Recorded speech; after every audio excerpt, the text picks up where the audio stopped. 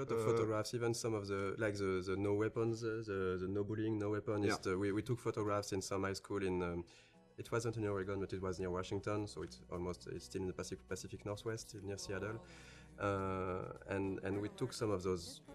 We just adapted some of those posters, and even for example, like this for the map. We did a lot of research, finding real maps of real buildings and trying to be quite precise with the scale, the layout, the locations, because we really wanted everything to feel genuine and to, sometimes you can go really wrong in a game if you just start to forget about the scale and the detail. So we really wanted to have things right, like having this kind of fire hose at this place. And since the game takes place in October, and we are in the US, there is already a lot of Halloween decorations and stuff like that. We wanted to have the game at the anchor in reality, but also of course, we have a lot of references. We are huge fan of some TV shows, of books, of movies, and I think that in Life is Strange, the setting was really good to have a lot of those Easter eggs that will speak to the players and put the game into a pop culture reality. So there is a lot of stuff that is scattered around the game. If you look at every license plate in the game, you'll see that the letters, they are meaning some. In episode 1 is titles of TV shows that somehow we liked or that were somehow inspiration in some part for the game. In episode 2, it's movies. In the dormitories, you have the room which Red Rum. Someone wrote Red Rum on the slate. It's the number of the room in Shining. Yes, and so it shows that we love us as developers the movie, but also that the characters in the game, of course, know about this movie because it exists in their real world and they are making jokes about it. We knew that we had to hire an American scriptwriter. We sent some tests to few writers that were recommended and we knew, and Christian Divine. We had a Skype with Christian. After maybe 2 minutes, we all knew that it was going to be him. I had this kind of vision of him in the office, working with us. Since we've chosen him, he was at 100% and even 200% in the project.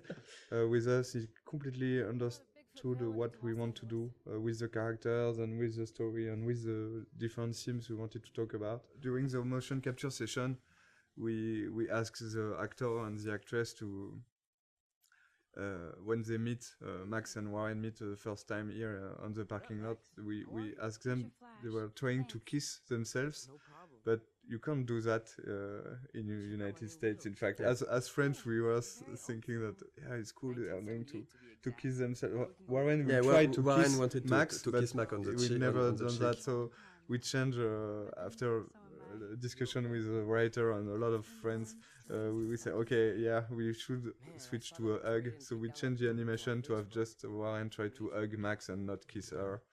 And this is a kind of mistake we can do as French people. So we have to be very careful about that. And it was really good because in France you can. Yeah, in say France, hello by kissing a girl like this, by just having a peek on the cheek, and not in the US. And this is the kind of stuff where having an American writer was really needed. We made some other mistakes, like on this parking at the beginning we had the parking spots which were really small, and Christian said to us that this is not American parking spots. In the US you have large parking spots because we have big cars, so we changed that. And we did that for various things, like sometimes a sign were not at the right position or something that was not perfectly true to reality. So, Chloe's house. This is the very, very first scene we've made for the game. So this is really the scene that we have modified a lot to create Life is Strange. This is also the scene with which we sold the game to Square Enix. That's the scene we showed to publisher. The first time I tried the game, it was the Chloe's room, a really early prototype, and it felt fantastic to play it. I was literally smiling while playing it because the scene was working really great already. Even though the environment, the characters were not final, it was really really good to play. And we decided to use this scene because every mechanism is here, but there's also a scene that shows really what Life is Strange is, because it's a story about those two girls trying to reconnect. We had the two main characters. We had strong issues with what happened with David later. So we have the environmental storytelling when you're visiting a different part of the house. We have Zen sequence. It had the feeling that we really wanted to push for the game. This slow-paced, nostalgic feeling. I think that this scene is really a really good one to show that in episode 1. At the beginning, it wasn't exactly like that. We got different outcomes, and so the scene which is in the game now is really different from the very first prototype. At the very beginning, it was only the arguing with David we have done in motion capture, and I've played with Jean-Luc. So Jean-Luc, you were doing Chloe. Yeah, I was playing Chloe, and Jean-Luc was playing. No, I was playing David. And Jean-Luc is a great writer who has written the original story. So we have played all together because we didn't want to.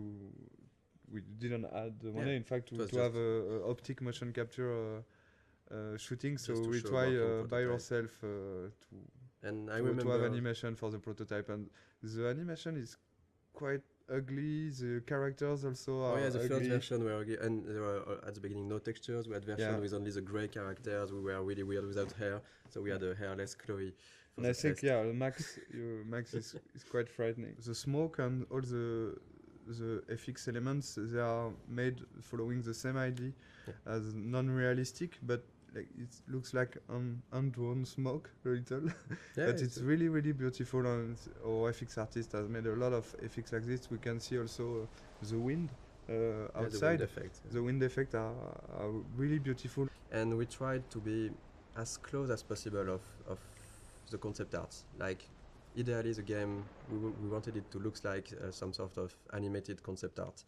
And I think it's really the 3D environment artist and the concept artist, they did a really great job on that, because if you look at the concept art for this room and the 3D final scene, it's quite pretty close. We have those low detailed textures, but this feeling of light but it's a lot of details that we tried everywhere. Even if the lighting, if you look just at the light on the drawer, even on the light we have this small bending that gives the feeling that the light is hand painted. So we did a lot of work on everything, on lighting, visual effects, textures, to have this cohesive style.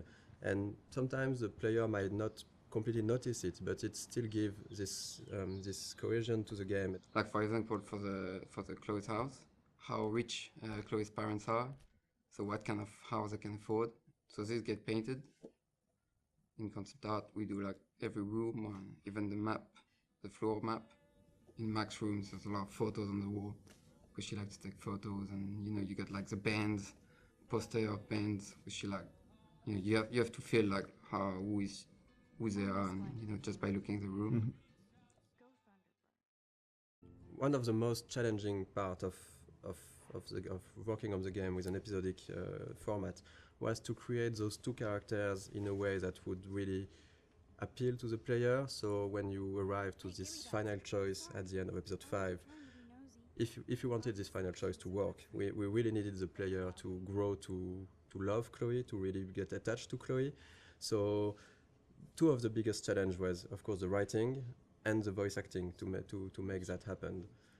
Of course, the story was written as a whole since the beginning, so we couldn't change massive steps, but small details could be added, a line of dialogue for a character, or episode 3 when you visit Kate in the hospital, and it wasn't supposed to be here, but we've seen how people loved Kate. And we realized how much it was important to have a scene like this one. It's a way of finding the voice of the character. So sometimes you just need to think about expressions or words that one character will use and the other won't use it. And that's how you grow to like those characters. Because when in episode 3 or 4, Chloe at a moment use the word Hela, the players were waiting sometimes for it, and they recognize that, okay, it's Chloe because she's using that. So we're working with Blind Light in Los Angeles, and they sent us a lot of different voices to listen to them, and we have to decide. So we decided with Michel, Sebastian, and the producer, and Square,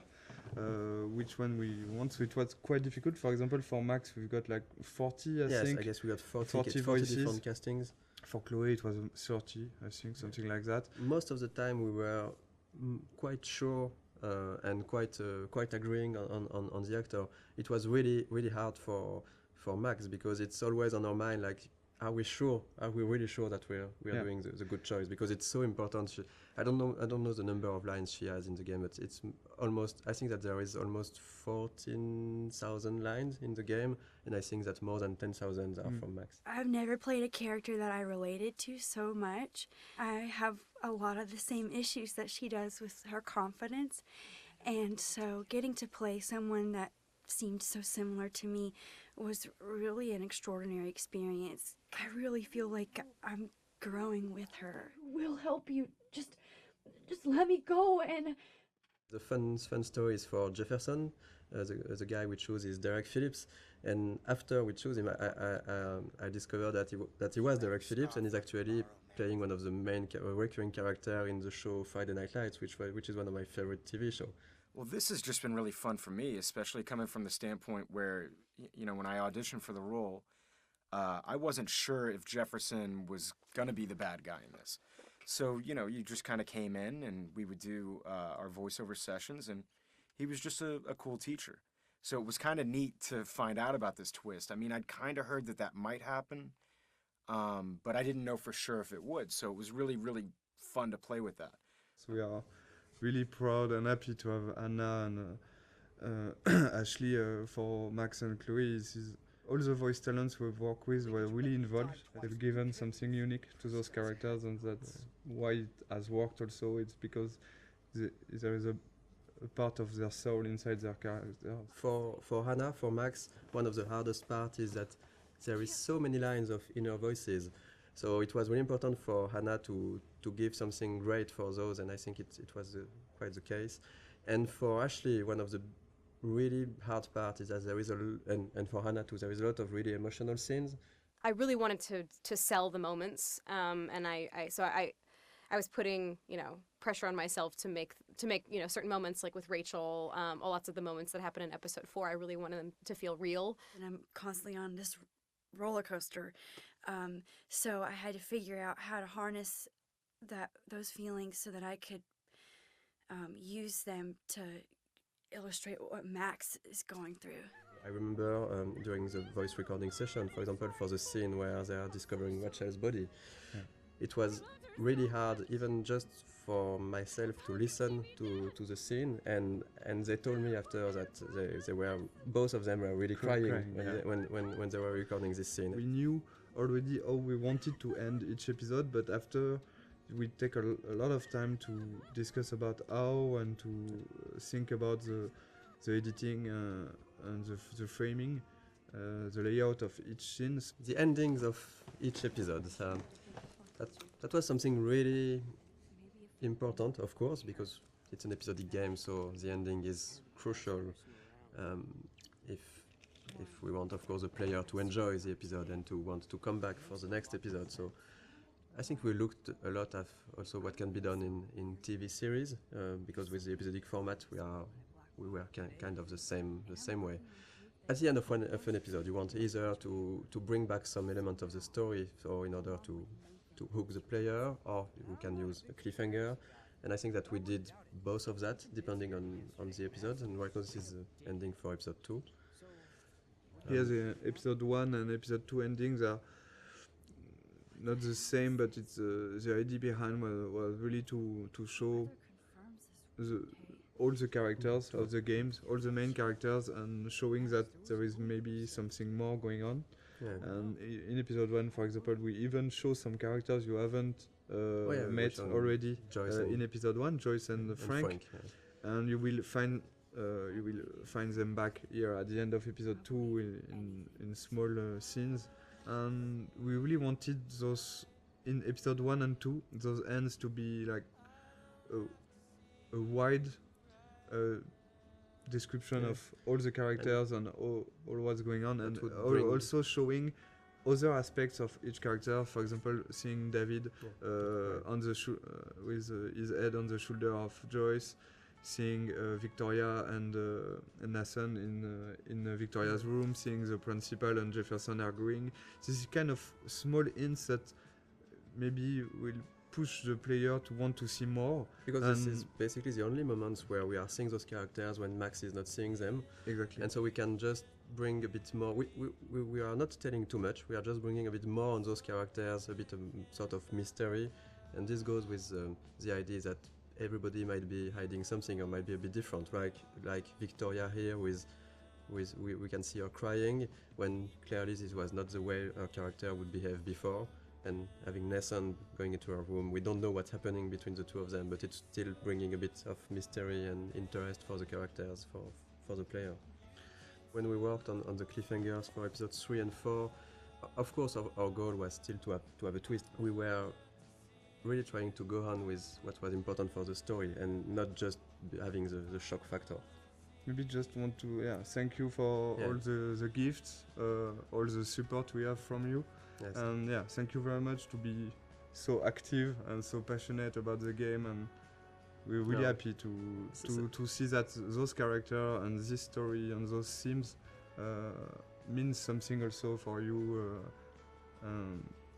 This is why we are doing games, so we're really happy, so thank you. Yeah, thank you so much. We really think that we have you are one of the best community we've seen for games. I'm going to cry, Michel. Yeah, and this community is really nice. I didn't see a lot of bad words. You know, sometimes in video games community can go easily wrong, and it was really it's really pleasant to read and to read everything that the Life is Strange community has to say.